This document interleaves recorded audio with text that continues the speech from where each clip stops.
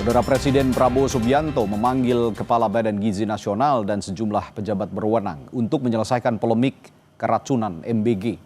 Pemerintah memastikan akan melakukan perbaikan terhadap tata kelola pelaksanaan MBG. Saya mohon maaf atas nama BGN dan berjanji tidak akan lagi terjadi. Tidak akan terjadi lagi. Ribuan siswa dari beberapa jenjang pendidikan menjadi korban keracunan MBG di Bandung Barat. Jumlah ini menjadi catatan terbanyak dibandingkan beberapa daerah lain di Indonesia yang mengalami kejadian serupa. Kasus keracunan MBG ini pun mendapat perhatian dari Presiden Prabowo setibanya di tanah air. Prabowo bakal memanggil Kepala Badan Gizi Nasional dan menegaskan jangan sampai ada politisasi terkait program makanan bergizi gratis. Habis ini saya langsung akan panggil Kepala BGN dengan beberapa pejabat, kita akan diskusikan. Ya.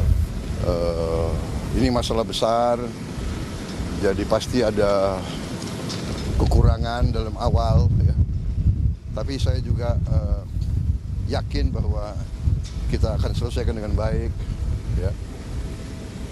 Kita harus waspada, jangan sampai ini dipolitisasi. Tujuan makan bergizi adalah untuk anak-anak kita yang sering sulit makan. Mungkin kita ini makan lumayan, mereka tuh makannya hanya nasi pakai garam. Ini yang harus kita atasi, ya. Sebelumnya, Wakil Kepala BGN Nani Esdeyang mengungkap ada sejumlah politisi yang meminta proyek dapur untuk program MBG. Ia mengaku kesal lantaran bukannya membantu program MBG, justru meminta proyek dapur. Nani kembali mengingatkan sejumlah mitra untuk turut mengawasi pelaksanaan MBG. Dirinya pun tidak mentolerir pemberian makanan yang tidak sesuai ketentuan. Kan program kasihan, banyak anak-anak nggak bisa makan, kita mau ngasih makan kok rebutan mau. Makanya ada, serius nih, ada yang WA saya, Mbak, saya jawab, kamu politikus bukannya bantu saya bagaimana mengkomunikasikan soal keracunan, malah minta dapur, ya kan? Langsung saya blok. Nah aja lu ngurusin dapur, ya kan? Nah, iyalah, saya nggak mau kayak begitu ya. Sekali lagi, saya minta para mitra untuk ikut mengawasi dan bertanggung jawab. Saya juga tidak mentolerir bahan baku yang dipakai bila tidak fresh. Karena kejadian di Bandung ini sungguh di luar nalar. Bagaimana bahan baku dalam kondisi tidak fresh, ayam dibeli di hari Sabtu, baru dimasak di hari Rabu.